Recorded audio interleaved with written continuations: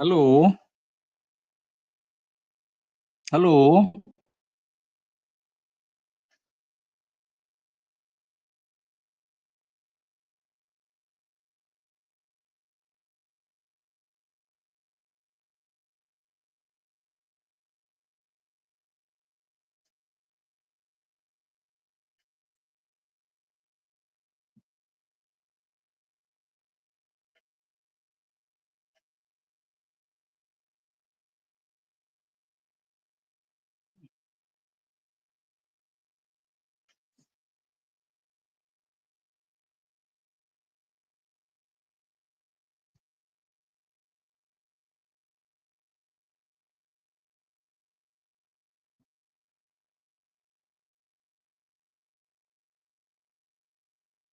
Hello आज्ञा sir नमस्कार। okay okay thank you. So we will now start with our Keynesian theory. अच्छा पिलाମାନେ से जो ग्रुप कथा काई ग्रुप तो किछि हम पाइलनी ग्रुप रो ना कोन सेठी किए कोठी ग्रुप काई WhatsApp रे नाही तो आज्ञा सर Hello? काली गुटे hello sir good evening sir. हां हां ओके सर काली गुटे सी जो लिंक रे गुटे मेसेज रे देथिले लिंक गुटे सेटा रे माने जॉइन होबा को कहिथिले ग्रुप ना कोन रखा है जी सर गोटे मिनिट। हां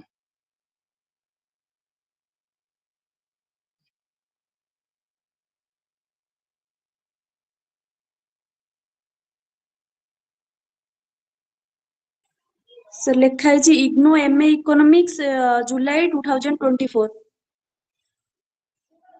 ये सब स्मॉल ना sir capital letter capital IGNOU MA economics July section 2024। आहा अच्छा से तो काई WhatsApp रे नाही ग्रुप सर काली जो क्लास होथुला से जो इनकॉल मेसेज रे से लिंक टा शेयर करा हैतिला ता ढेरे जो मान तुम मान मोर फोन नंबर नाही बोले नहीं सर मो फोन नंबर ऐड कले सिना मु देखिबी सेटा को सर नंबर टा नहले दे दियंतु हम ऐड कर दउ लिख 94375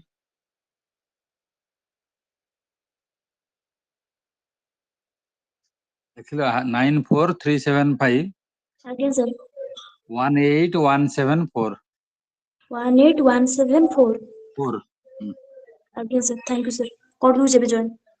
हां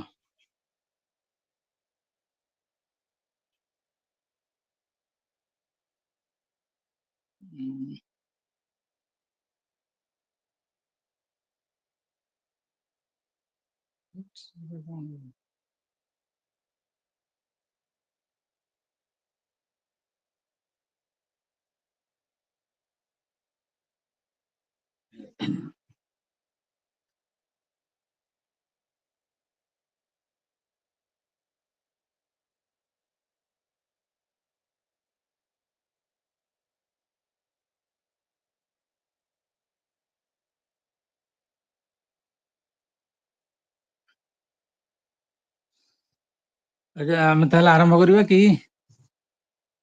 क्लास हेलो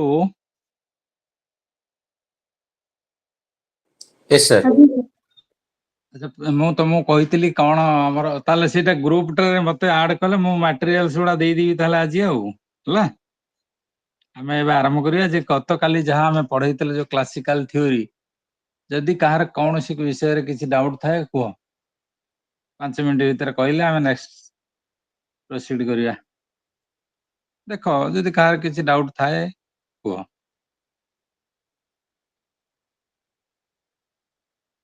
नाही जदि भलो अछि मु पठेला पर देखियो देखला पर पुणी जे if you have any doubt at any stage then you can easily ask okay so then we will move on to discuss the next chapter that is a classical Keynesian model of income determination. So in our last class we have discussed how national income output and employment is determined in the classical theory.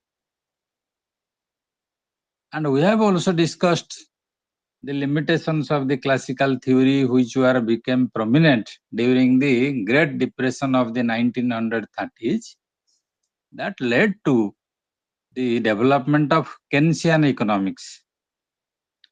And J.M. Keynes is believed to be is accepted as the father of modern macroeconomics. Though we call Adam Smith as the father of economics, Keynes is described as the father of macroeconomics. So Keynes has highlighted the weaknesses of the classical system, the failures, the causes of failure that the macroeconomics to deal with the problem of general unemployment that was found during the Great Depression of the 1930s. And he has developed a new theory in his famous book, General Theory of Employment, Interest and Money. So we will move on to discuss how Keynesian theory is used to discuss to analyze the determination of income, output and employment. So Keynes has taken a number of assumptions in his theory also. Some of the assumptions were also taken by the classical economists themselves. So the first assumption that Keynes has taken in his theory is closed economy. Keynes has assumed a closed economy. Closed economy means a type of economy where there is no foreign trade sector. That means foreign trade sector is ruled out in the Keynesian theory. So the economy is a closed one if it has no trade relations with outside world. Another assumption is perfect competition. Keynes has assumed perfect competition like the classical economists. Another assumption is that labor is accepted as the only variable factor. So just like the classical economists, Keynes has also assumed labor as the only variable factor. He also assumed constant technology. Like the classical economists, Keynes has also assumed constant technology. That means he ruled out no improvement in technology.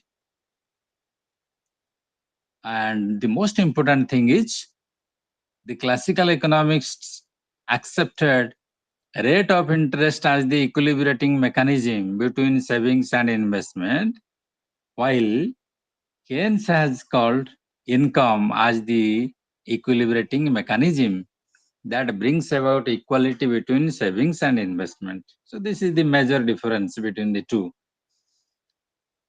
Another thing is the classical economists have emphasized the medium of exchange function of money.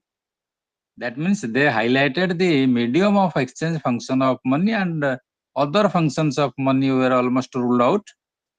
But in contrast to that, Keynes has highlighted the store of value function of money. So in addition to money as the medium of exchange, Keynes has also highlighted the store of value function of money. So people store money, people keep money for the future. This is what we call the store of value function of money. Okay. So another assumption that is important in classic Keynesian sense is a given capital stock. He also assumed given capital stock, given price level, technology we have discussed, given population, given labor force, and given structure of business organizations. All these assumptions are taken in the classical sense, in the Keynesian theory. Most of these assumptions were also found in the classical theory. We have discussed them all in detail.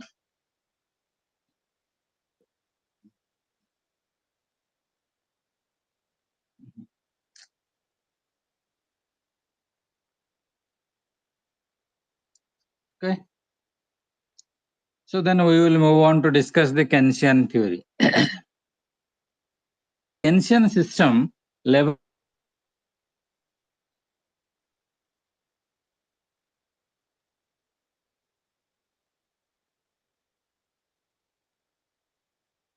depends on effective demand. In the classical full state of the economy, that means full employment was taken for granted, accepted that type of assumption. Rather, he was of the view that the level of income, output, and employment is effective demand. So it is a new concept.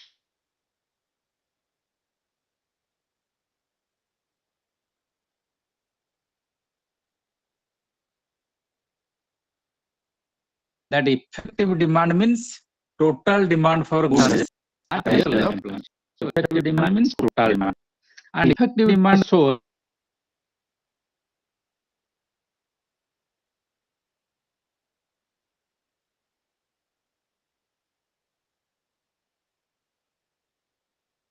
Sir ମଝିରେ ମଝିରେ voice break ହଉଛି।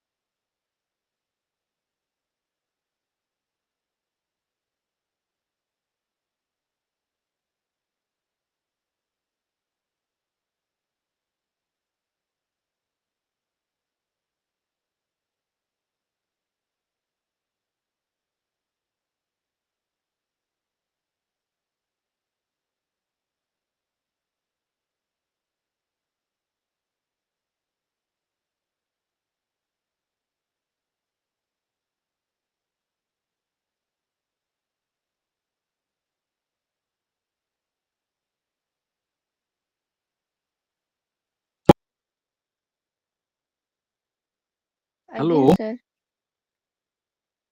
ସେ ମଝିରେ ମଝିରେ ଟିକେ କାଇଁ disturbance ହଉଛି net. Okay. So in the Keynesian system, we have discussed that equilibrium level of income, output, and employment are determined by effective demand, and effective demand simply means the total expenditure made by the people on the output produced in the economy at the equilibrium level of employment. So we must have remembered that level of employment is the key in the classical system. This also is emphasized in the Keynesian system as well.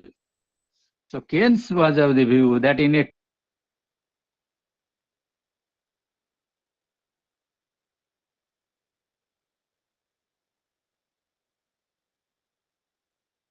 aggregate expenditure or effective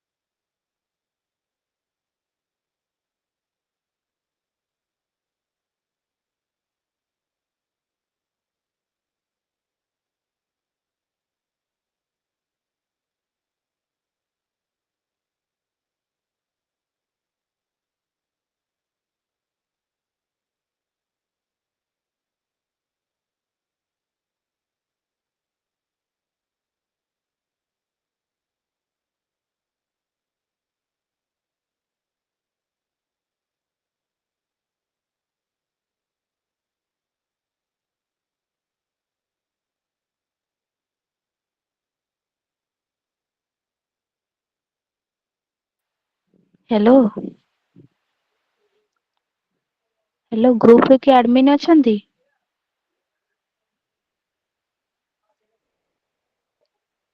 hello ହଁ କୁହନ୍ତୁ। हाँ से जो गोटे number टा गोटे add कर देबे।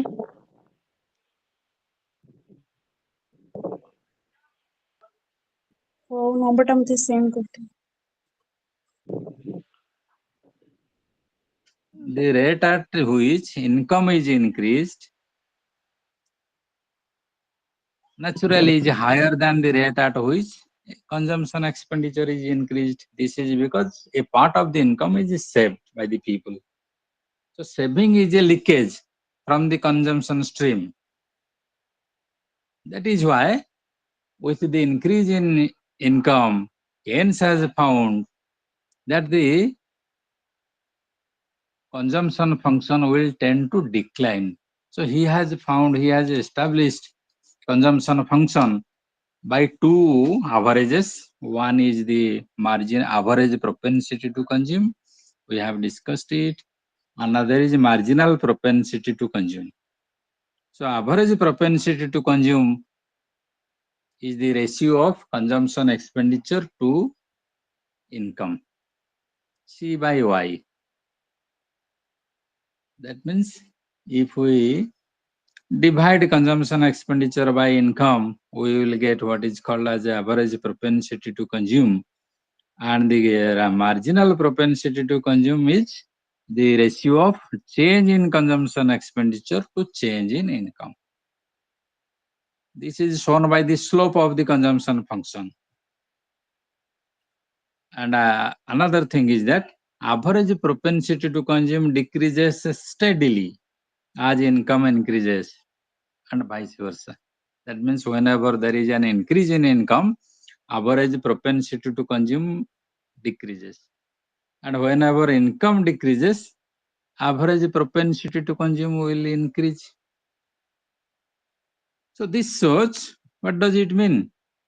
This means consumption spending increases less than proportionately with the increase in income. This is shown by the marginal propensity to consume, which is nothing but the slope of the consumption function. So we can have the linear consumption function, which is symbolized as C is equal to A plus BY. C means consumption, A means autonomous consumption, B is the slope of the consumption function, Y is income. So what is autonomous consumption? So that part of the consumption, the consumption expenditure made by the people even at a zero level of income is known as autonomous consumption. A, it is represented by A. So even if a person has no income in a day, he will not remain hungry. He will consume something. His household expenditure will be there. So this is A, autonomous part of the consumption. And B means slope of the consumption function. It is otherwise known as marginal propensity to consume. So this is of course a linear consumption function in which the marginal propensity to consume remains constant. It does not change. But in the long run, what he has found is that with the increase in income, marginal propensity to consume gradually decreases. We will discuss it later. So ଆମର ଯୋଉ income ଯୋଉ rate ରେ ବଢିବ marginal ପ୍ରୋପେନସିଟି two consume ସମାନ କେବେ ରହିବନି, naturally it will decline. ଆମର ଜଣ ଲୋକ ଗୋଟେ 20,000 ଇନକମ୍ କରୁଥିଲା, ତାର ଇନକମ୍ ଯେତେବେଳେ 50,000 ହେଲା, most part of his consumption needs are fulfilled. If his income is increased to 1 lakh, so what will you do? ସେ ଲକ୍ଷେ ଟଙ୍କା ଯେତେବେଳେ ତାର ଇନକମ୍ ବଢିବ, ସେ ଆଉ କଣ କରିବ? ଟିଭି, ଫ୍ରିଜ, ବାଇକ୍, କାର ସବୁ ଯେତେ ଅଲରେଡି ସେ କିଣି ସାରିଛି, ଆଉ କଣ କରିବ ତାପରେ? ଆଉ କଣ ମେ ବି ସମସ୍ତଙ୍କ ପାଇଁ ଗୋଟେ ଗୋଟେ ବାଇକ୍ କାର କରିବ? ନା, ତେଣୁ ସେ କେସରେ କଣ ହବ ନା shaving will increase. So marginal propensity to consume will fall, marginal propensity to save will increase. But in this context we will see that marginal propensity to consume is assumed to be constant at a specific rate. So then we will discuss what are the factors, we will highlight what are the factors which affect consumption spending. So you must have known that there are different factors which are broadly grouped into two. One is the objective factors, others are the subjective factors. So among the different objective factors, we have change in money income as the most important factor behind change in consumption spending. So whenever money income increases or decreases, whatever may be, the consumption expenditure will change accordingly. With rise in money income, consumption expenditure will rise. With a fall in money income, consumption expenditure will fall. So another thing is windfall gains or losses.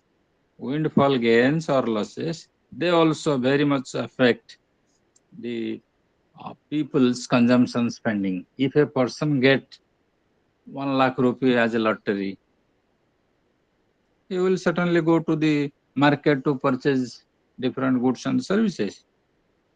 So windfall gains will increase consumption spending, while windfall losses will reduce consumption spending. Changes in fiscal policy is another aspect, is another factor that are very much affect consumption spending. What is fiscal policy?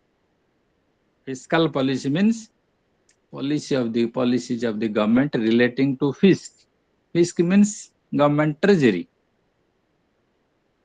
So this broadly includes tax and public expenditure. Fiscal policy is mainly represented by two weapons. One is tax rate, another is public expenditure. So when tax rate is increased, what will happen? If the government increases the tax rate or imposes new taxes, then what will happen? The personal disposable income will be less, will reduced. When disposable income is reduced, consumption spending will be less. ବୁଝି ହଉଛି ଟି ପିଲେ? ଯଦି government tax rate ବଢେଇବ କି ନୂଆ ନୂଆ tax ଇମ୍ପୋଜ କରିବ, ସେ କେସରେ ଲୋକମାନଙ୍କର ଡିସ୍ପୋଜେବଲ ଇନକମ ବୋଲେ ଖର୍ଚ୍ଚ ଯୋଗ୍ୟ ଆୟ ସେଇଟା କମିଯିବ ଆସ୍ତେ ଆସ୍ତେ। କମିଗଲା ମାନେ କନଜମ୍ପସନ ସ୍ପେଣ୍ଡିଂ କମିଯିବ। If it is otherwise, if the government rationalize the taxes, if the government reduces the tax rate, if the government abolish some of the old taxes, then what will happen? Disposable income of the people will be higher. So in that case, consumption spending will be higher. Another thing is changes in future expectations. What the people expect about the future, in the future. If people expect that they will get more income in the future, they will save less now. And if they anticipate less income in the future, they will try to save more in the present. Another thing is change in the rate of interest. So we are very much concerned with the fact that when rate of interest is increased or is higher, then what will happen? People are encouraged to save more. If they have income, they are encouraged to save more at a higher rate of interest. On the contrary, if the rate of interest is lower, people have less stimulus to save money. Another thing is liquid assets in the hands of the people. How many liquid assets, mean monetary assets, the people has hand? when people have a large number of different varieties of liquid assets with them, they will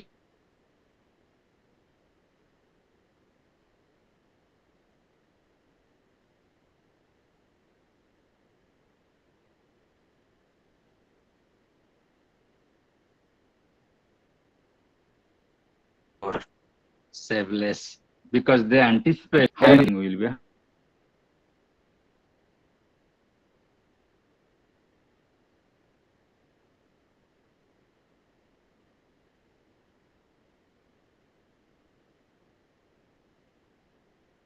Another aspect, another factor is the distribution of income. How equal distribution will increase consumption.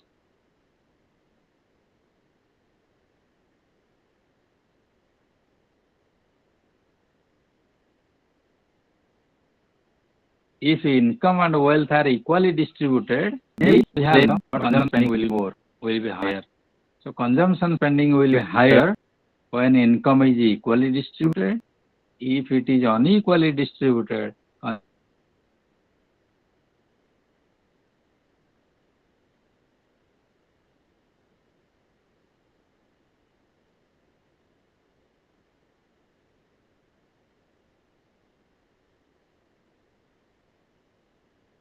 of course, the state of the economy has a lot of accept savings, what they think of savings, how they value savings. So this is otherwise known as attitude of the people towards savings. If people want to save more, then they may be induced to spend less on consumption expenditure. So another very important thing is demonstration effect. Professor James Dusenberry, he has coined the term demonstration effect, which simply states that people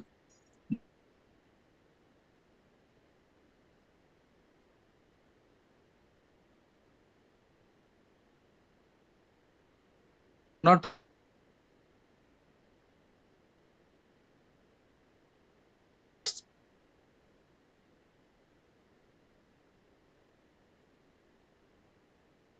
spend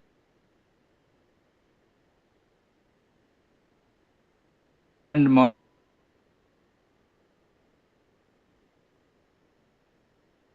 they do not increase consumption expenditure due to increase in income.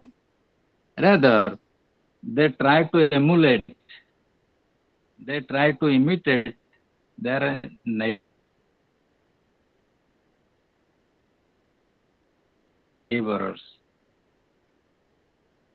So if our neighbors has a LCD TV in their drawing room and we have a old color TV in our drawing room, then we will be induced to buy an LCD TV to replace the old color TV. So this is otherwise known as demonstration. It means a demonstration effect increases consumption spending. Another thing is social security measures. How people accept the social welfare schemes like health insurance, like life insurance, pension schemes.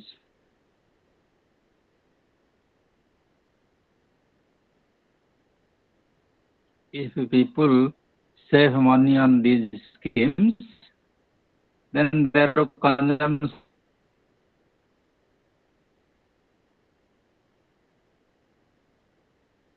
spending will be less.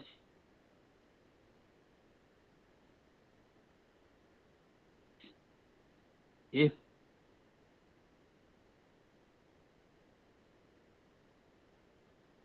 people prefer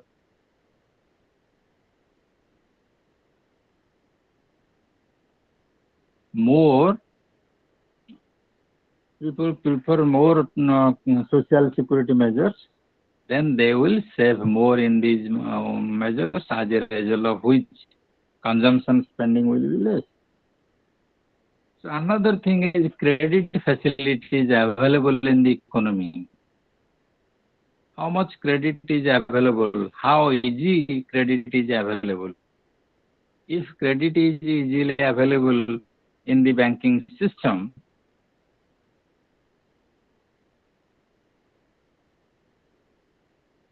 that means if people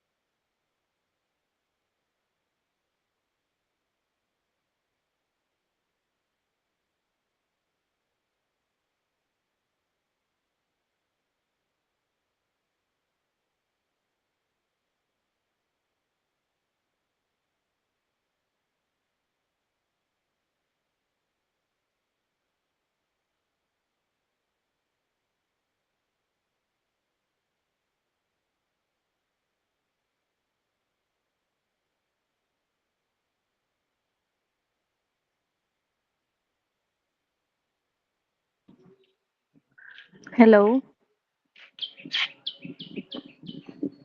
sir left ହେଇଛନ୍ତି କି?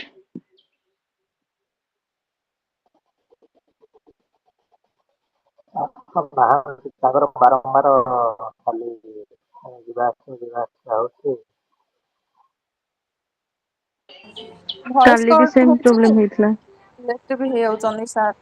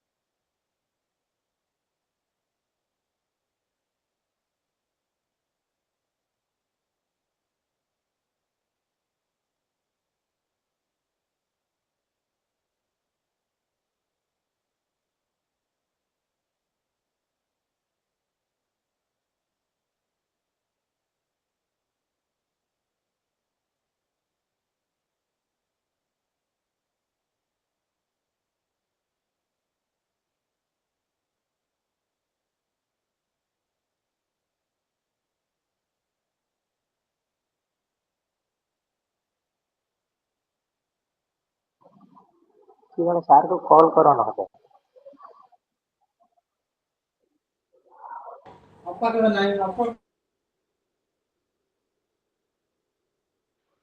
Sir number ଦେଇଥିଲେ ନା call କରନ୍ତୁ ଦେଖି।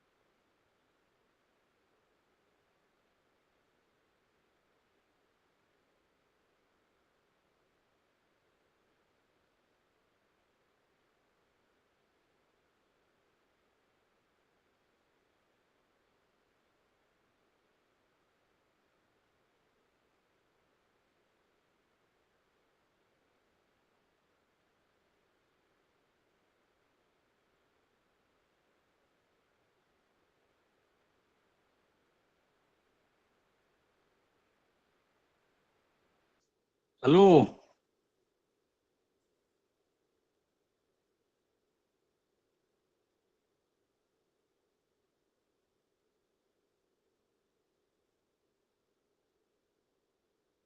ପିଲାମାନେ ଶୁଣି ପାରୁଛ ନା ନାହିଁ? ଠିକ ଅଛି। ମୁଁ ଭାବୁଛି କୁଆଡେ ସବୁ ଭଏସ ପିଲାଙ୍କର ପଳେଇଲା, କାହିଁକି କିଛି କହୁନାହାନ୍ତି। ନା ସାର୍ ୱେଟିଂ ରେ ଅଛୁ।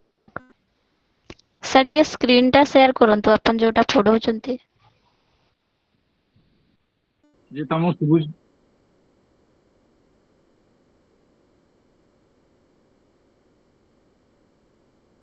ସାର୍ ଭଏସ୍ କଟ୍ ମୋ ହଉଛି। ରୁମ ରେ ବୋଧେ ଲାଇନ କଟି ଯାଉଛି କି କଣ। ହଉ, ଏବେ ତମେ ଶୁଣି ପାରୁଛ କି? ବା ସେ ନେଟୱାର୍କ ପ୍ରୋବ୍ଲେମ ରହିଛି ବୋଧେ। ଆଜ୍ଞା ସାର୍। ଏବେ ଦେଖା ଯାଉଛି ନା? ଶୁଭୁଛି ମୁଁ ଯାହା କହୁଛି ତ? ହ୍ୟାଲୋ। ଆଜ୍ଞା ସାର୍ ଶୁଭା ଯାଉଛି। ଶୁଭା ଯାଉଛି ହଁ ସାର୍। ଠିକ ଅଛି। Okay okay. We will discuss what are the basic factors behind investment. Investment पछरे को factor अच्छी से गुड़ा का में टिके discussion करी finally हमें Keynesian theory की conclude करिया. So investment जहाँ हम तो पूर्व क्लास रे टिके discussion करते ले investment means creation of new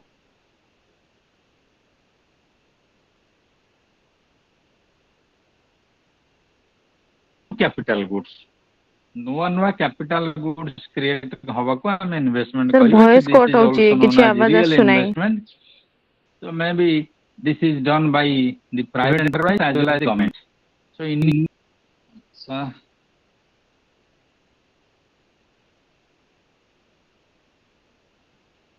no sir. शुभनी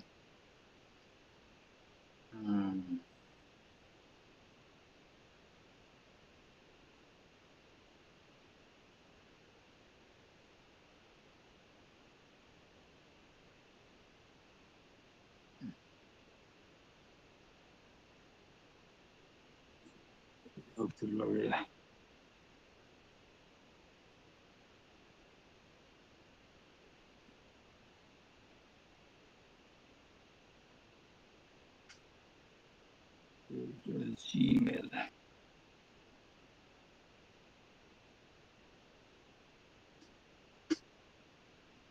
Hello.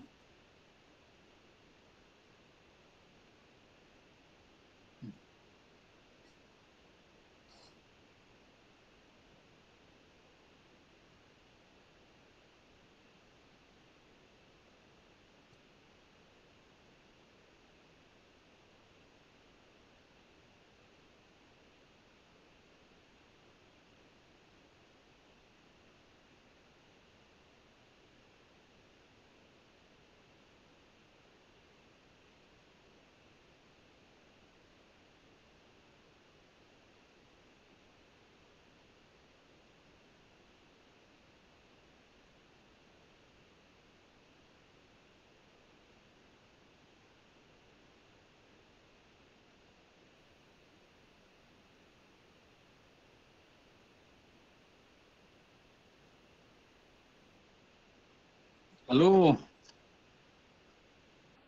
Yes sir. एबे सुविला क्लियर आमे सुनी परछो कि तमे.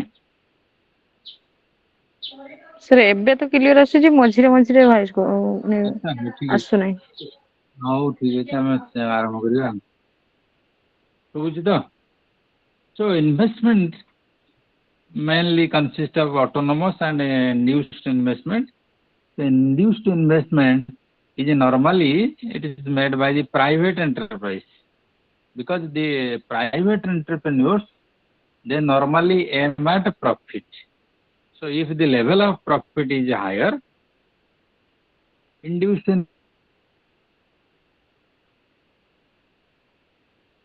investment will be higher.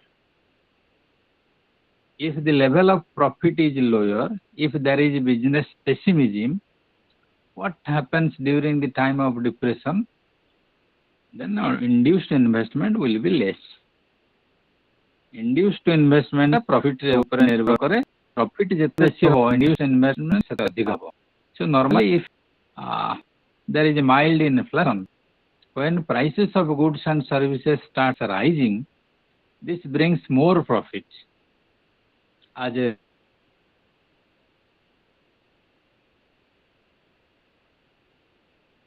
result, marginal efficiency of capital will be higher, and this will induce the entrepreneurs, the investors, to make new investment or increase the amount of already existing investment. So in autonomous induced investment will be higher if profit level is higher.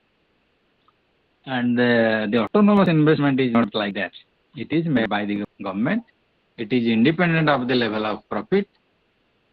So when India got independence in 1947, there were no major industries. No basic and heavy industries were there. No basic infrastructure facilities were there. So it was the government who came forward to start basic and heavy industries like iron industries, aluminum industries, cement industry. These are all started by the government sector. Roads are constructed, railway lines are constructed, power projects were started, all in the public sector.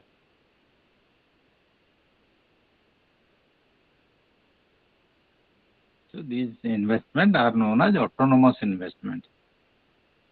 So autonomous investment is very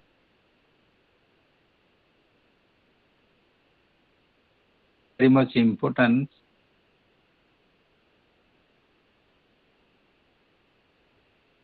for the economic development of a country. We cannot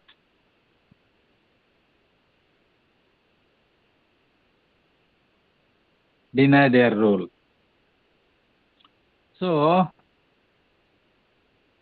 what are the factors which are behind investment? There are different factors. One is the cost of a capital assets. So a major factor behind investment is the cost of the capital assets. So what does it cost to start a industry, to start a mill, to start a factory, or to purchase a new maybe transport vehicle, commercial vehicle? So cost of the asset is very important factor. If we are able to meet the cost, then we can go for investment. If we do not have sufficient amount of money, if credit facilities are not available, then what will happen? ଧର ଗୋଟେ ଏମିତି computer institute କରିବାକୁ 5 ଲକ୍ଷ ଦରକାର, ଆମ ପାଖରେ ନାହିଁ, କି ଆମେ ବ୍ୟାଙ୍କରୁ ପାଇପାରୁନି ଲୋନ୍, ଆମେ ସେଟା କରିପାରିବା? କରିପାରିବାନି। ଏବେ ଶୁଭୁଛି ନା ହେଲେ? Hello? Yes, sir. Yes, sir. ଶୁଣା ଯାଉଛି। ହ୍ୟାଲୋ?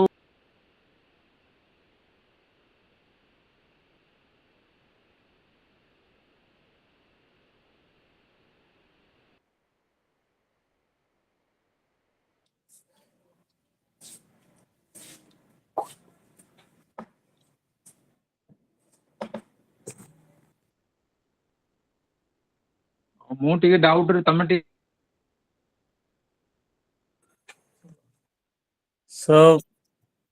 ସାର୍ ଆପଣଙ୍କ ନେଟୱାର୍କ ମଝିରେ କିଛି ପ୍ରୋବ୍ଲେମ୍।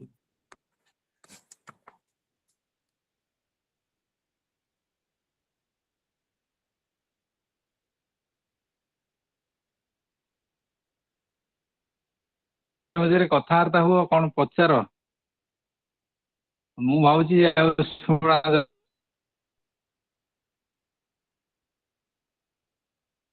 ଯାଉନି ବୋଲି ମୁଁ ରହୁଛି। ଆଚ୍ଛା, ହଉ।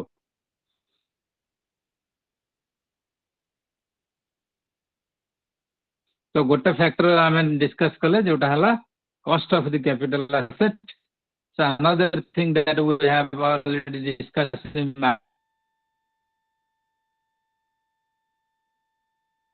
marginal efficiency of capital.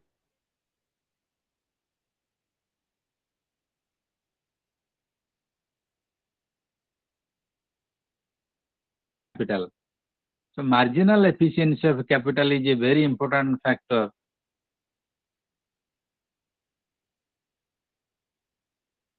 behind investment. Sir voice cut ହଉଛି। So when people make investment decisions, they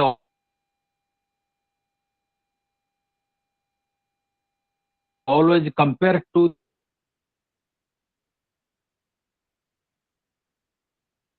things.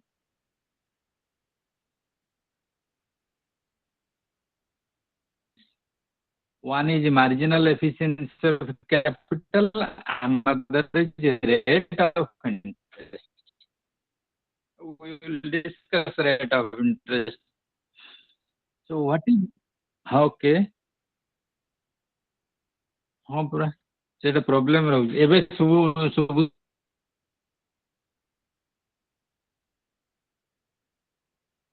ନା ନାହିଁ?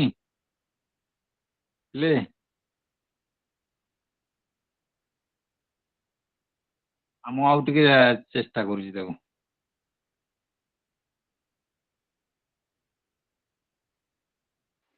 ସାର୍ ରୁମ୍ ଭିତରେ ଲାଗୁଛି ନେଟୱାର୍କ ଇସ୍ୟୁ ରହୁଛି ତ।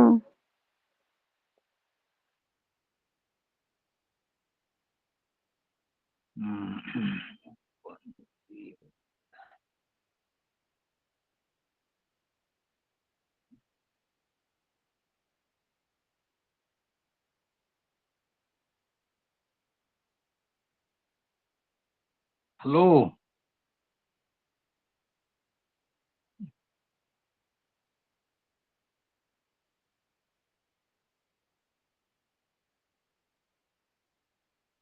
ହ୍ୟାଲୋ ପିଲାମାନେ ଶୁଣିପାରୁଛ?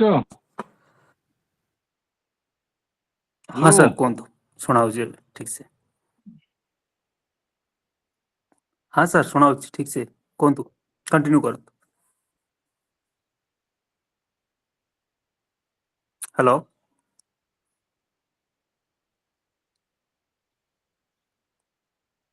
Hello hello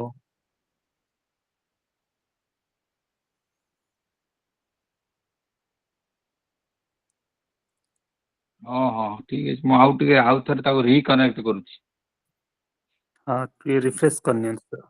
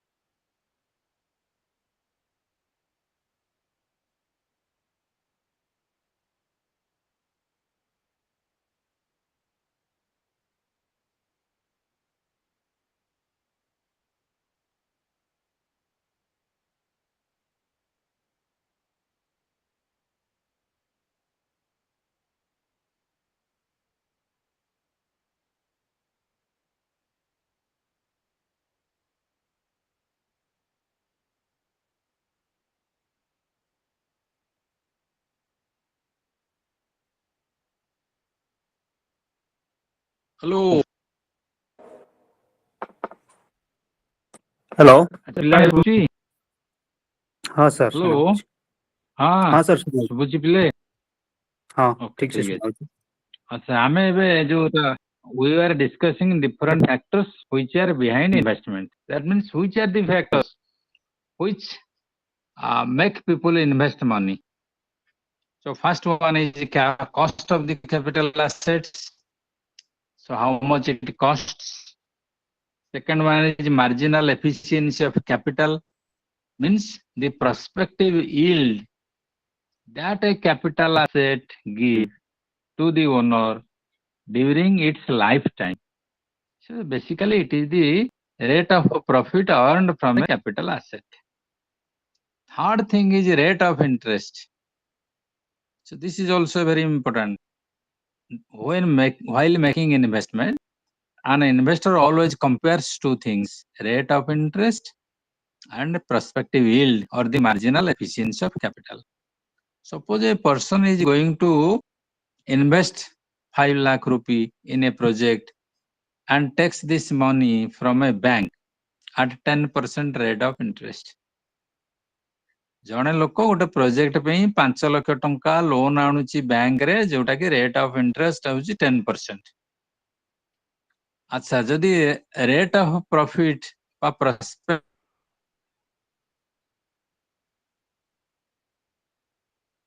yield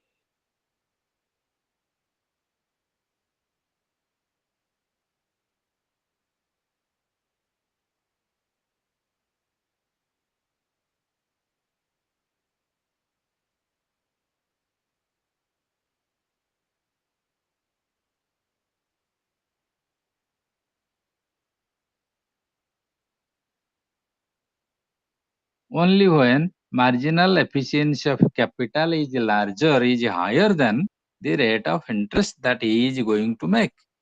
Even if he has his own money, even if he does not borrow money from a bank, he has to consider, he has to compare the present rate of interest, the market rate of interest, and the marginal efficiency of capital. Maybe if we have our own money, then we can go for investment even if the present rate of interest is somewhat higher, marginal efficiency of capital lower, which is not mostly the case. ଆମେ ସବୁବେଳେ compare କରିବା ଯେ କେତେ ଟଙ୍କା ଆମେ ସୁଧ ଦବା, କେତେ ପାଇବା ଗୋଟେ ପ୍ରୋଜେକ୍ଟରୁ। ଯଦି ଯୋଉଟାକୁ efficiency of capital, marginal efficiency of capital, ସେଟା ସର୍ଟନଲି ଅଧିକା ହଉଥିବା ଦରକାର। So ଆଉ ଗୋଟେ thing ଅଛି, another thing is innovations and inventions. They also have an important bearing on investment. So when there is scope for larger innovations and inventions, then investment will be higher. Similarly, discovery of natural resources. If natural resources are discovered, if new minerals are discovered, if petroleum oil deposits are found in a country, then there will be larger scope for investment. Investment will be higher. Population growth is another thing. If population growth is higher, demand for goods and services will be higher.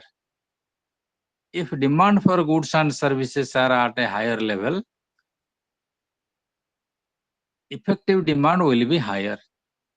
Effective demand higher means profit will be higher. Higher profit means more stimulus for the producers to produce more and more. So output, employment will increase if profit rate is higher. So this is population growth is behind this.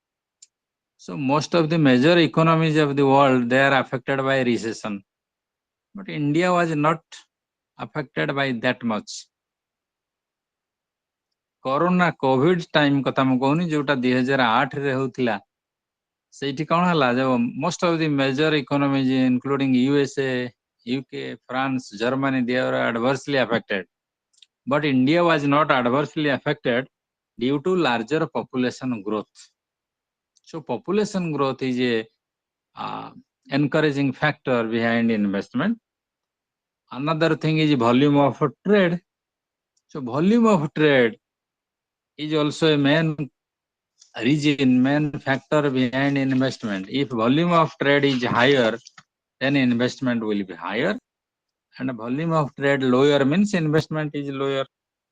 Another thing is credit facilities.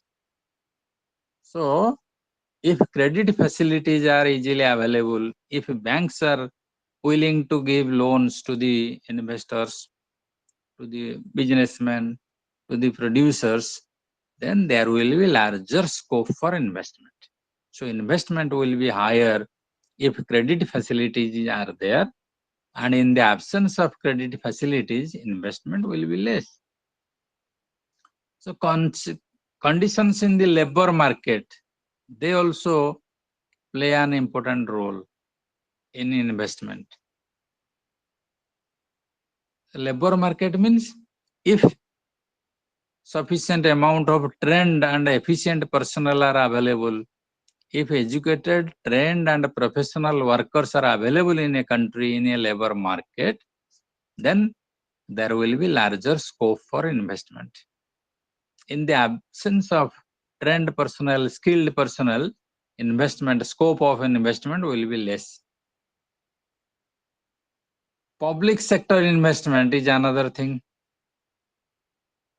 So public sector investment means investment by the government, by the public authorities in the field of socio-economic infrastructure. Roads, railway lines, dam projects, canals, bridges. These are the projects which are mainly taken up by the government. Private persons are not interested to start a railway line or construct a road or make bridges over rivers. It is the government, it is the public sector, means the government who takes up such type of investment. If public sector investment is larger, if there is a scope for private sector investment, then there will be more investment. Price level is also another thing. Price level means the rate at which average prices increase or decrease in a country. If a price level increases mildly, if the rate of inflation is mild, this brings more profit to the producers, to the businessmen, to the traders, and they will be encouraged to invest more.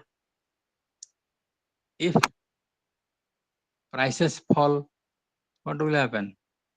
If prices fall during just like that happens during depression or recession, then there will be less profit and the businessman will not be interested to spend more on investment activities. Future expectations, they also play an important role. If businessmen found optimism in the market, if they see that there will be bright future for an investment project, then they will go for it. But if they anticipate a pessimism, then they will not go for investment. So last but not the least, we have the political environment, political condition in the country, which also very much affect the situation, the investment. If there is political stability, then there is scope for more investment. If there is political turmoil, if there is political crisis, every now and then, if there is political unrest, then scope for investment will be less. So then we can go for discussing what are the measures which we can take up, which the government can initiate to increase investment in a country. So there are different things. Low rate of interest is considered as a major factor that induces investors to go for investment. So low rate of interest is a very important thing. If rate of interest is lower, then businessmen will take up large amount of loans to carry out investment activities. But if rate of interest is very much higher, they will be discouraged to do that, to take large amount of borrowing. Then reduction of taxes. So we have discussed that taxes reduces the disposable income of the people, and higher taxes is a drag on aggregate demand. So in order to induce investment, government has to reduce the tax rate. So reduction of tax rate is a major factor which can bring investment, increase in investment.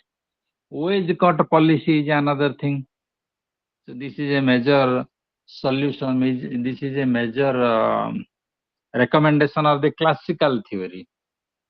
So normally, if workers are available at a cheap wage rate in a country, sufficient trained personnel, if they are available in a country at a lower wage rate, then the investors can go for projects and employ these skilled manpower at low rate of interest. So in India, we have large amount of skilled manpower, so that there is scope for larger investment in India. So increase in government expenditure is another thing which can promote investment. So government expenditure must increase basically in the field of economic infrastructure, social infrastructure as well, so that investment will be promoted. Research and development activity is another thing. So if there is more spending on research and development, if research institutes, universities, technical institutes, universities, they are provided with sufficient funds to carry out research and development activities, then there will be more scope for investment. So in the absence of research and development activities, investment will be less. So another thing is pump priming. So this is a part of the fiscal policy. Pump priming means to increase government expenditure so as to promote, so as to stimulate private expenditure. Pump priming ପିଲେ ଜାଣିଥିବ ତମେ, ଆମେ ଯୋଉ ପାଣି pump ଯେତେବେଳେ ଚଲାଏ ପ୍ରଥମେ କିଛି ପାଣି ଆଗ ସେ ପାଇପ ରେ ଦେଇଦେଲା ପରେ ମଟରକୁ ଷ୍ଟାର୍ଟ କରୁ, ଇଏ ସେଇଭଳିଆ. So in order to promote private investment, government expenditure has to be initially increased. Government investment has to be initiated. So these are the measures which are very much helpful in promoting investment. So basically we have discussed what are the factors which are behind consumption expenditure, what are the factors which promote savings, what are the factors which can promote investment. So by summing up them all, we can see that aggregate demand in the Keynesian sense composed of consumption demand, and we are talking about a two sector economy. ଆମେ ପିଲେ ବର୍ତ୍ତମାନ ସୁଦ୍ଧା two sector economy କଥା କହୁଛେ. Two sector means there are two sectors only. One is household sector and another is government sector. We are not including the foreign trade sector. So in a true sector economy, there is the aggregate demand consists of consumption expenditure as well as investment expenditure. So consumption expenditure is mainly done by the private persons, the households, while investment expenditure is done both by the private persons as well as the government. So basically, the equation of aggregates demand is C plus I. C means consumption expenditure, I means investment expenditure, which includes both the government expenditure as well as private investment expenditure. So this is the aggregate demand curve. So it is an upward sloping function. And what about the aggregate supply function? So aggregate supply function in the Keynesian sense is the 45-degree line. It is the zero saving line, so to say. So the line which is formed on the 45-degree, which makes a 45-degree angle at the base, is taken up, is accepted as the aggregate supply function. So aggregate supply function and demand function, their intersection determine the equilibrium level of income and output. At this level, saving and investment are also equal. So this is what Keynes discussed in his theory of income, output, and employment. So I will discuss. I will give you the materials that would be very much helpful for you in the WhatsApp group. ଆଉ ୟା ଭିତରେ କଣ ତମର doubt ରହିଲା କୁହ, ତାପରେ ଆମେ ପୁଣି ଆଉ ଟିକେ ଆଗେଇବା। ଯାହା ସବୁ ଆମେ ଡିସ୍କସନ କଲେ କଣ କିଛି କାହାର ଯଦି ଡାଉଟ ଅଛି କୁହ, ତାପରେ ଆମେ ଗୋଟେ ଇନଭେଷ୍ଟମେଣ୍ଟ ମଲ୍ଟିପ୍ଲାୟର ଟା ପଢିବା, ତାପରେ ଦେଖିବା ଅନ୍ୟ ଆଡକୁ ଯିବା।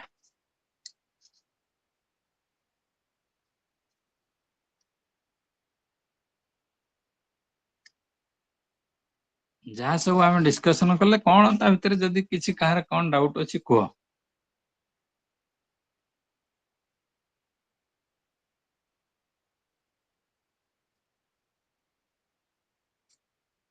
ଡାଉଟ ଯଦି ନାହିଁ ଭଲ, କିନ୍ତୁ ତଥାପି ଦେଖ କଣ କୋଉଠି କାହାର ରହିଯାଉଥିବ, କିଏ ବୁଝିପାରୁନଥିବ କୁହ।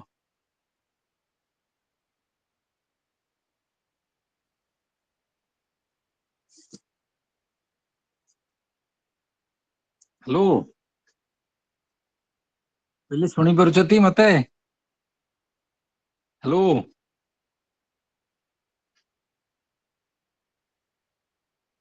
ଆଚ୍ଛା ଆମେ ନେକ୍ସଟ ଆଉ ଟିକେ ଆଗେଇବା କୁହ। Hello, ଆଗନ୍ତୁ sir. ଓକେ ଠିକ ଅଛି। ତାହେଲେ ଆମେ ଏବେ so we have discussed the classical theory in our last class. We have discussed now the Keynesian theory. So in the classical theory, they assume full employment as the basic assumption. So that means they were of the view that economy always operate at the full employment stage. But Keynes has denied this. Keynes has denied this on the basis of his psychological law of consumption. So psychological law of consumption simply states that with the increase in income, saving will increase. There is every possibility that people will save more when their income increases. So saving being a leakage, and saving is not automatically invested. Whatever is saved is not automatically invested. But the classicals always assume that whatever is saved is automatically invested. But this is not so. Because savers and investors, they are not the same group of persons. They are different group of persons. जो ଲୋକମାନେ ସଞ୍ଚୟ କରନ୍ତି ସେମାନେ investment କରନ୍ତି ନାହିଁ। ଯାହାର income, ଯୋଉମାନେ ଚାକିରି ବାକିରି କରିଛନ୍ତି ସେ ସଞ୍ଚୟ କରନ୍ତି, କିନ୍ତୁ ସେମାନେ ଇନଭେଷ୍ଟ କରନ୍ତିନି। ଇନଭେଷ୍ଟ ବୋଲେ ଆମେ ଏଇ ଟଙ୍କା ପଇସା ମନିଟାରୀ ଇନଭେଷ୍ଟମେଣ୍ଟ କଥା କହୁନି। ତମେ ଦେଖିଥିବ ବହୁତ ଲୋକ ଚାକିରି କରିକି ଏମିତି ଅନବରତ ମୋବାଇଲ ଧରି ବସିଥିବେ, ସେୟାର ମାର୍କେଟରେ ଟଙ୍କା ଖଟେଇକିରି କୋଉ ସେୟାର କମିଗଲା କୋଉ ସେୟାର ବଢିଗଲା ସେ ସବୁ ସାର୍ ମାନେ ବି କ୍ଲାସ ନ କରି ଏଇଟା କମନ ରୁମ ରେ ବସି ସେଇଆକୁ ଦେଖୁଥିବେ। ସେ ଇନଭେଷ୍ଟମେଣ୍ଟ କଥା ଆମେ ଏଠି କହୁନେ, ସେଟା ତ ମନିଟାରୀ ଇନଭେଷ୍ଟମେଣ୍ଟ ହେଲା। ତେଣୁ ଆମେ ରିଅଲ ଇନଭେଷ୍ଟମେଣ୍ଟ କଥା କହୁଛେ। ଆଉ ସେଇଠି କଣ ହଉଛି ବିଲେ, saving is not automatically invested, rather there should be proper atmosphere, proper steps, proper promotional measures should be there, so that investment will be higher, investment will be promoted, and the discrepancy between saving and investment, the leakages to the income stream, the leakages to the aggregate demand structure will be wiped out. ସେଇଥିପାଇଁ government ବା ସରକାର ବିଭିନ୍ନ promotional major ନିଅନ୍ତି, ଯୋଉଟାକ ଆମେ ଏଠି discus କଲେ। ତାହେଲେ classical theory ସେମାନେ ସବୁଥିଲେ ସେ full employment is the reality, but Keynes has rejected it. Rather, Keynes says that underemployment equilibrium is the reality. So that means there is every possibility that the economy always operates at a underemployment, less than full employment stage. So economy ଟା ସବୁବେଳେ full employment stage ରେ ରହିବ ନାହିଁ, underemployment equilibrium ସେଟାକୁ କୁହାଯାଏ। ତାହେଲେ as long as there are unemployed resources, Keynes says there is scope for more output. But once the economy achieves full employment stage, there is no further scope for increase in income, output and employment. जे पर्यंत unemployed resources थिबो से पर्यंत हम पाखे scope अच्छी आहरी output बढ़ेवा पे income बढ़ेवा पे employment बढ़ेवा पाई तेणु फुल एम्प्लॉयमेंट कदापि आसीबो नाही तेणु फुल एम्प्लॉयमेंट काहे ना जो हमारा मार्जिनल प्रोपेंसिटी टू कंज्यूम सेटा आस्ते आस्ते बढ़िबो आमे जोटा कहूचे sorry marginal propensity to consume सेटा कमिबो इनकम जेते बढ़िबो तमे सब अनुभव करथिबो पिले आम पाखे 100 टंका अछि आम पाखु जदि 1000 आसीबो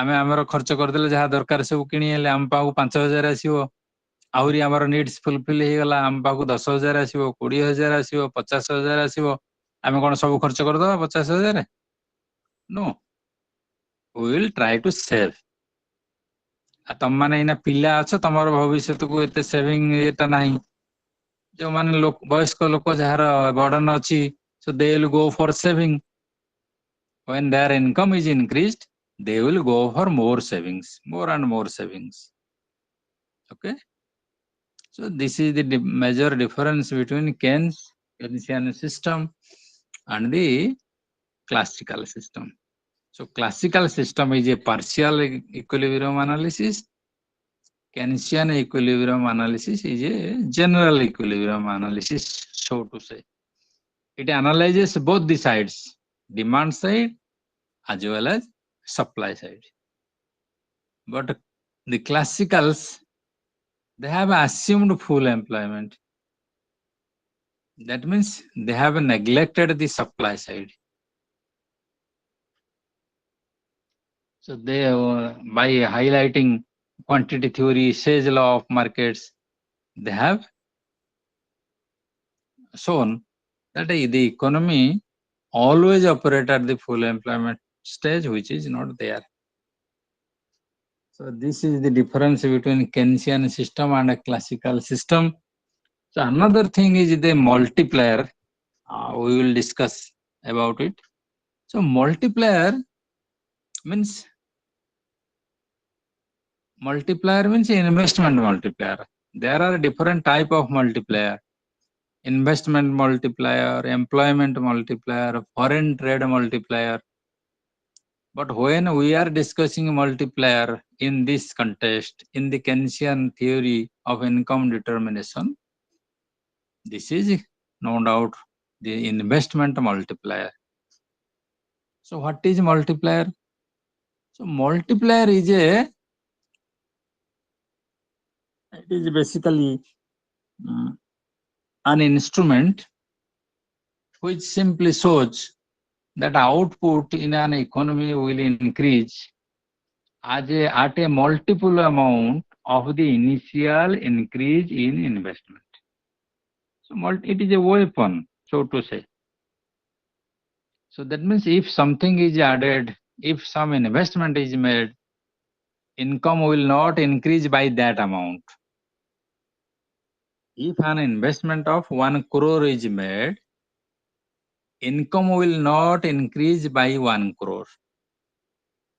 Rather, it will increase by an amount more than 1 crore. Maybe it may be 2 crore, maybe 5 crore, maybe 10 crore. That depends on marginal propensity to consume. So multiplier, the investment multiplier is symbolized by K, small letter K, and K is equal to 1 by 1 minus MPC. The Keynesian investment multiplier is symbolically shown as K is equal to 1 by 1 minus MPC. 1 minus MPC means MPS, marginal propensity to save.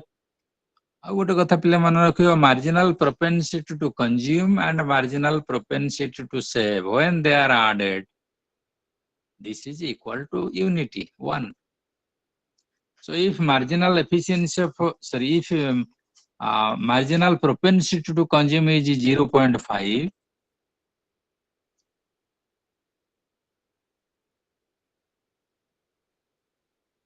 Then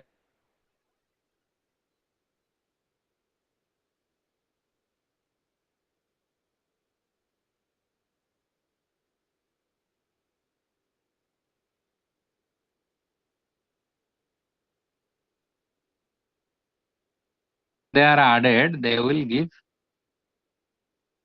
unity 1. They are equal to 1. PC plus MPS is equal to 1.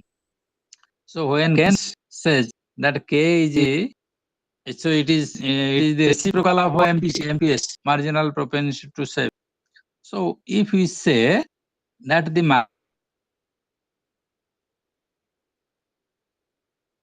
marginal propensity to consume is 0.5, आमे जदि कहिबा marginal propensity to consume होची 0.5 which is equal to 1/2.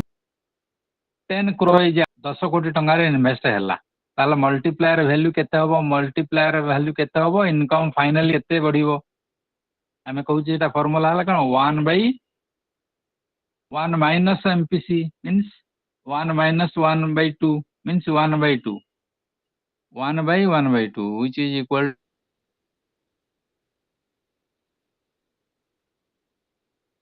to 2/1 is equal to 2.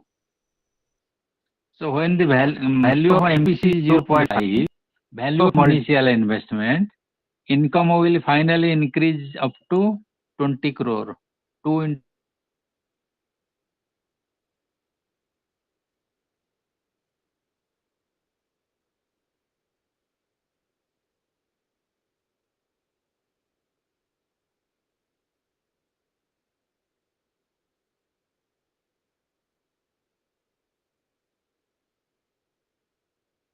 suppose MPC is equal to 3/4.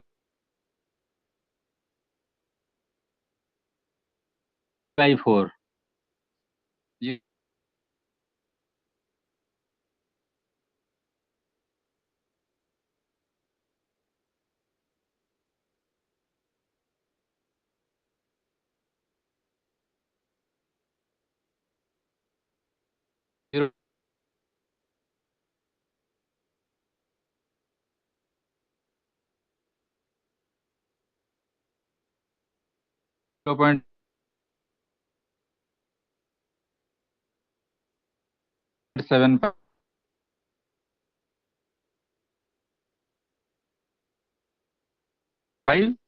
which is equal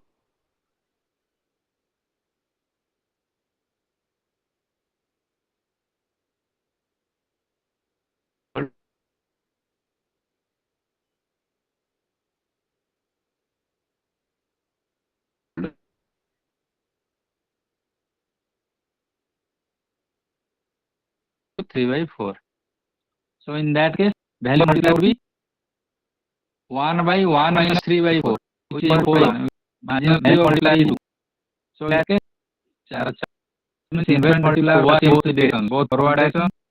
Investment is increased. This will increase the national income by a multiple amount. If investment is reduced due to some reason or the other, then national income will also be reduced, will be less by a multiple amount. So that's why investment multiplier is considered as a double-edged weapon. It works in both the directions. आउ पिले इटी कोन टिके car किछि अछि जदि doubt को इ car कोन बुझियार अछि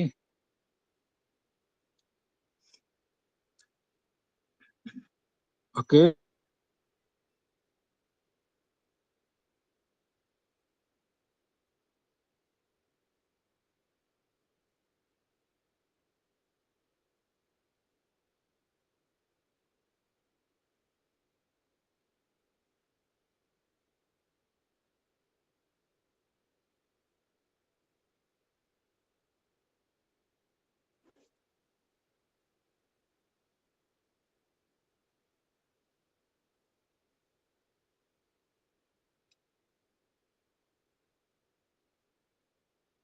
से पिले एबे सुबिला की हेलो हेलो सर शुभुची सर Okay, ठीक है. So finally we will discuss whether multiplier works at every level, whether there are some limitations or not, whether there are some leakages that weakens the working of the multiplier or not. So there are specifically some leakages in the working of the multiplier. If these leakages are not there, then the value of multiplier would be higher. So among the different leakages, we have discussed one, that is savings. So saving is a major leakage in the field of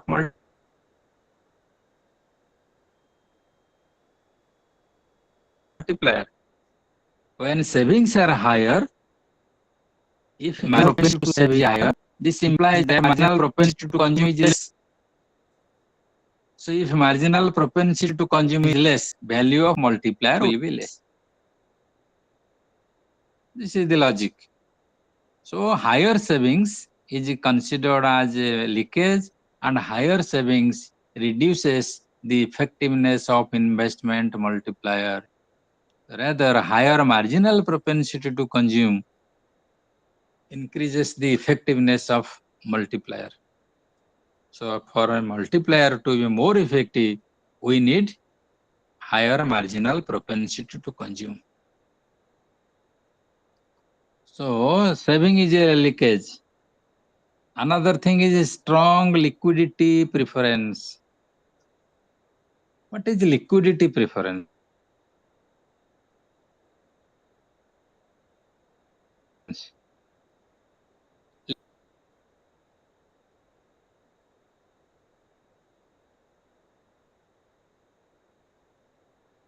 To have an preference. So we have discussed the classical assumption. They have emphasized the money as the medium of exchange.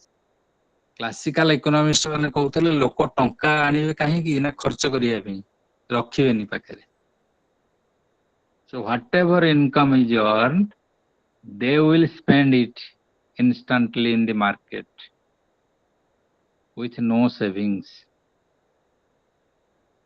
କିନ୍ତୁ Keynes କଣ କହିଲେ? No.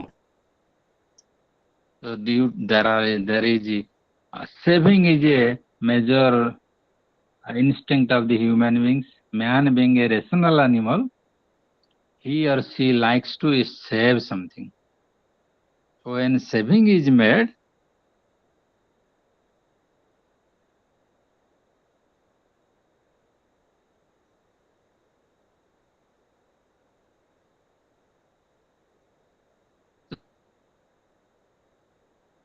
ଖର୍ଚ୍ଚ ନ କରି ରଖିବାକୁ liquidity preference କୁହାଯାଏ. So if people have more money with them, this is a type of saving.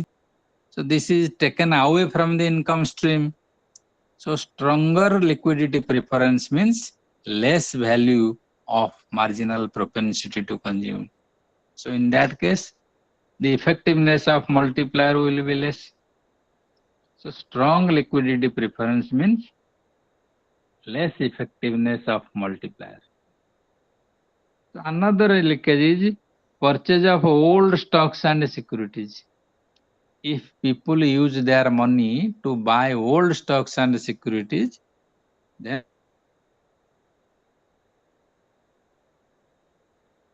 this will be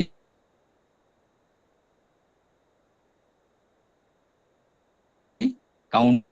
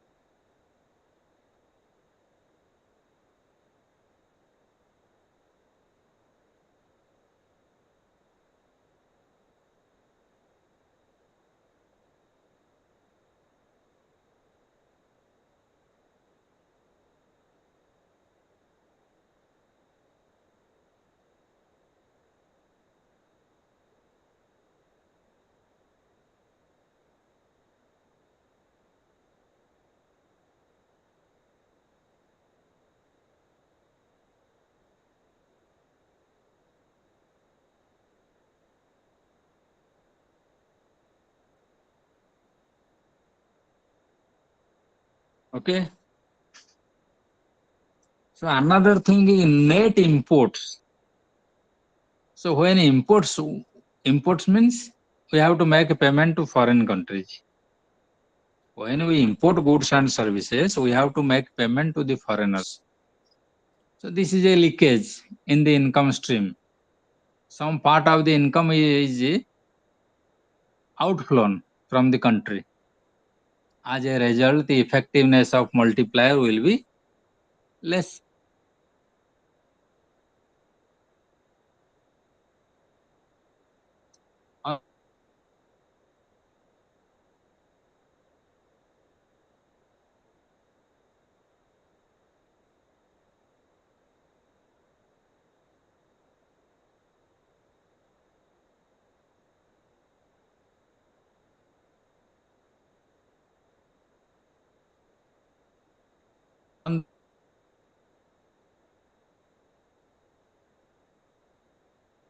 That means if there is excess in the industries, then there is no more scope for more investment, further investment.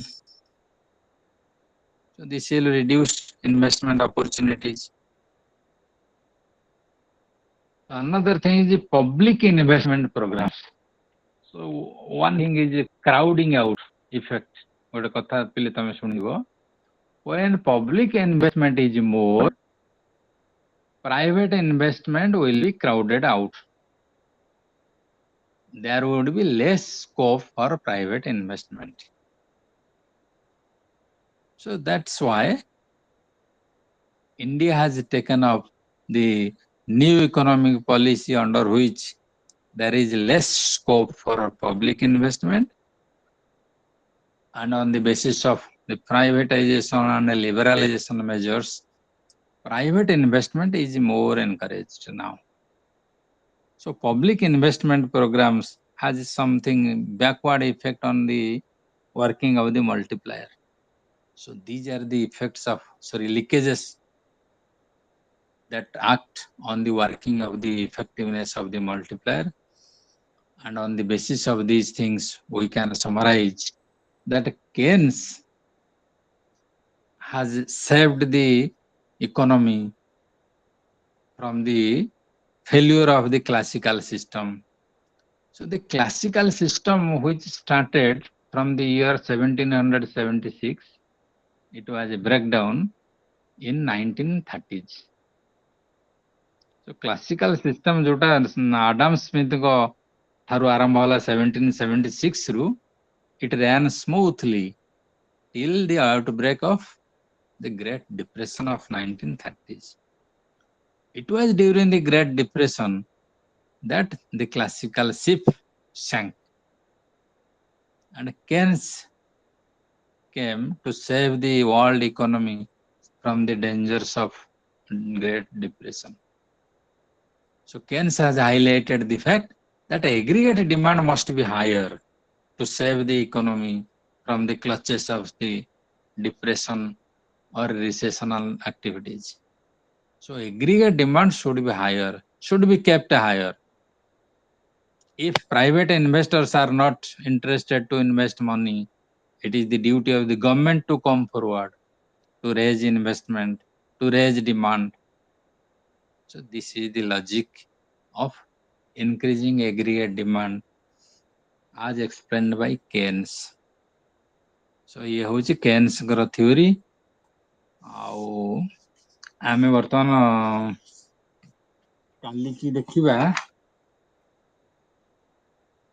neoclassical synthesis जो ISLM model इसी टिके मैं कहि रखुची play. How is the rate of interest determined? So in the classical system, they were of the view that it is the saving and investment which determine rate of interest. If savings are higher than investment, rate of interest will fall. If investment is greater than savings, rate of interest will increase. This was the logic of the classicals. This was the argument of the classicals. But Keynes overruled this. Keynes was of the view that when investment is in greater than savings, income will increase. More investment means more income. So more income means more savings. So Keynes was of the view that it is the income that brings equality between saving and investment, and rate of interest in the classic. So Keynes has developed a theory which is known as a liquidity preference theory. In the liquidity preference theory, Keynes holds the view that it is the demand for and supply of money which, through an interaction, they determine the rate of interest. To Keynes, demand for money is of three types. Keynes ମତରେ ତିନି ପ୍ରକାର ମନିର demand ହଉଛି ତିନି ପ୍ରକାର। ଗୋଟେ ହେଲା transactions demand for money, ତମେ ସବୁ ଜାଣିଥିବ ପିଲେ। ଗୋଟେ ହଉଛି demand for money is of three types. One is transactions demand for money, means the amount of money that people keep with themselves. ସବୁବେଳେ ପିଲେ ମନେ ରଖିବ, କେନ୍ସ କହୁଛନ୍ତି ଯେ ଆମର କ୍ଲାସିକାଲଙ୍କର ହଉଛି ମିଡିୟମ ଅଫ ଏକ୍ସଚେଞ୍ଜ ଫଙ୍କସନ ଉପରେ ସେମାନେ ଏମ୍ଫାସାଇଜ ଦଉଥିଲେ। Classicals emphasized the medium of exchange function of money, but Keynes has emphasized the store of value function of money. Store of value. So to Keynes, transactions demand for money means that amount of money people keep with themselves to make their day-to-day purchases. ଲୋକମାନେ ଦୈନନ୍ଦିନ ଜୀବନରେ ଖର୍ଚ୍ଚ କରିବା ପାଇଁ ଯେତିକି ଟଙ୍କା ଦରକାର, ଯାହାକି ସେମାନେ ପାଖରେ ରଖିଥାନ୍ତି। ମନେ ରଖିବ, ପାଖରେ ରଖିଥାନ୍ତି। ପାଖରେ ବୋଲେ ପକେଟରେ ତ ରଖିବା ନୁହଁ। Maybe we have in our bank account, maybe in our wallet, maybe we can transfer, make payment through phone pay, Google pay, like that. But that must be there. ଆମେ ଟଙ୍କାକୁ ଯଦି ଇନଭେଷ୍ଟ କରିଦବା, ଆଉ ସେ ଟଙ୍କାକୁ ଟ୍ରାନ୍ସଫର କରିପାରିବ immediately? ନା।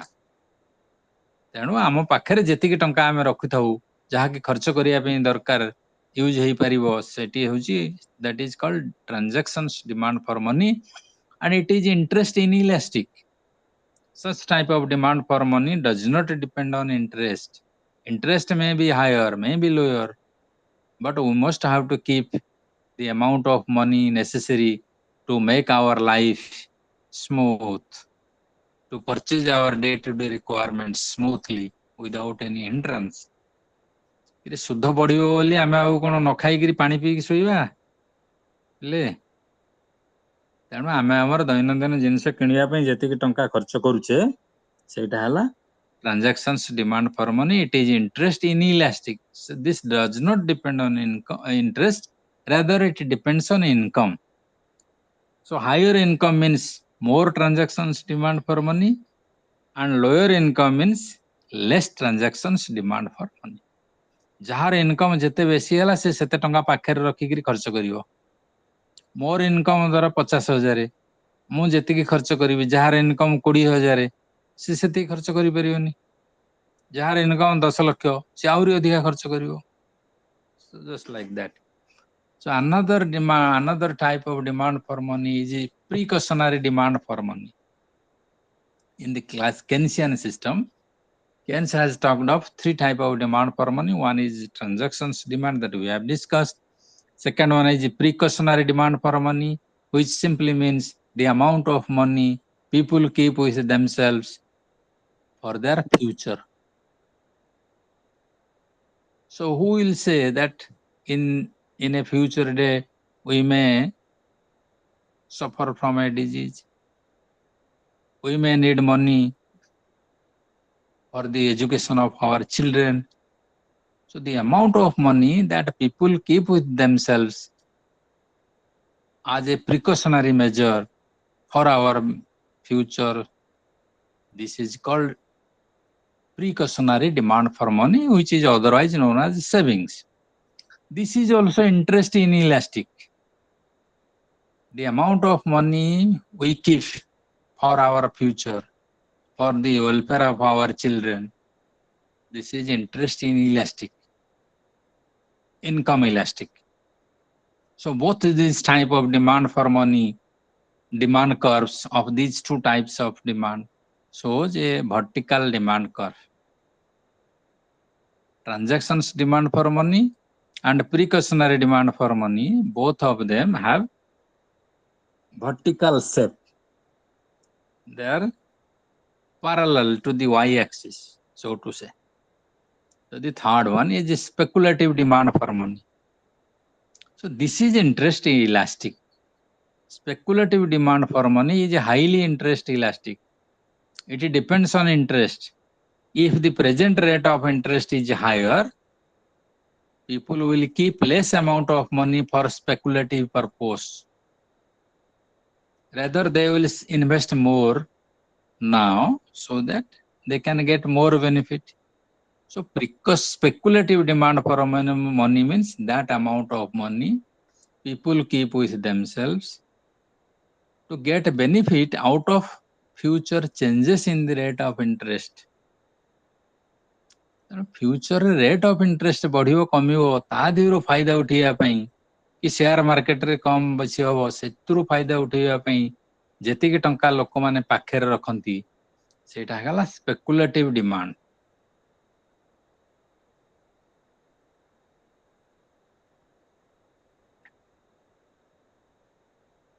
So speculative demand is highly interesting and there is an inverse relationship between interest rate and speculative demand for money. So this makes the speculative demand curve downward sloping. But at a very low rate of interest, it becomes horizontal.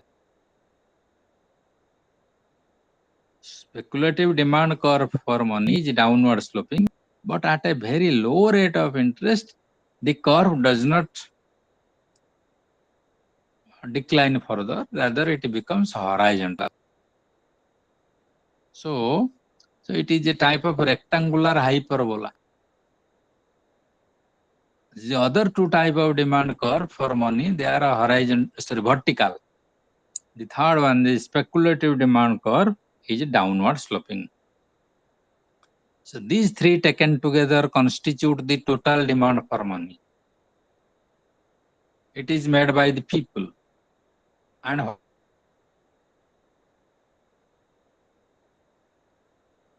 what about supply of money? Supply of money is regulated by the government. So once the government decides what will be the amount of money supply, it will remain fixed for some time. So the money supply curve is a vertical curve, which is parallel to the vertical axis, y-axis. So we have a vertical demand curve money.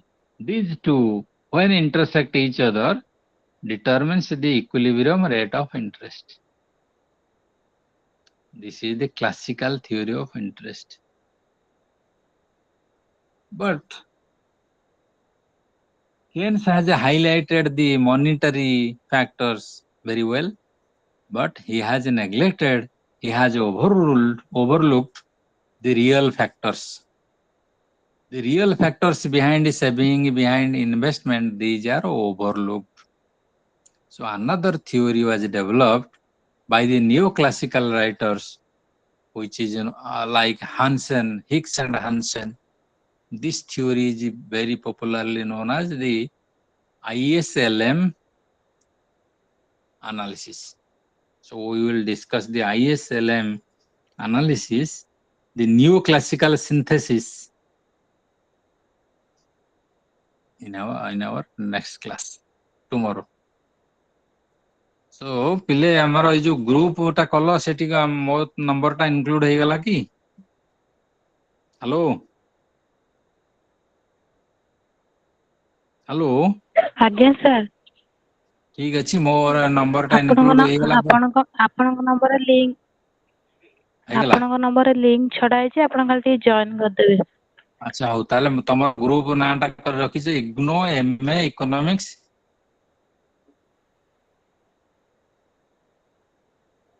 July section ଆଜ୍ଞା 2024 या तो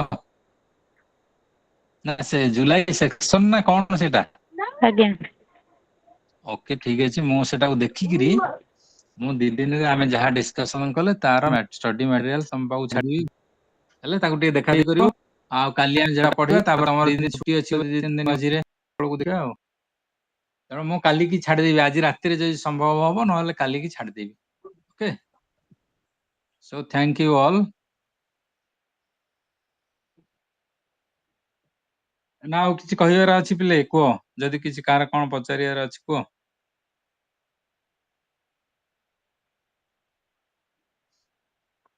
ଠିକ ଅଛି, ହଉ। So we will meet tomorrow. Thank you. Thank you, sir.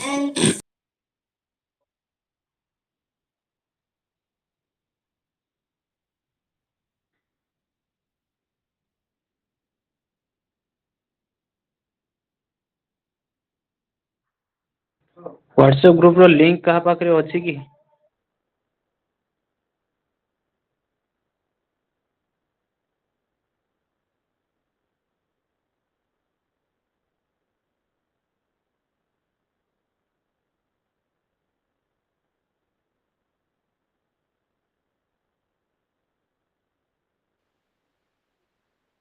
ମୋ ପାଖରେ ଅଛି।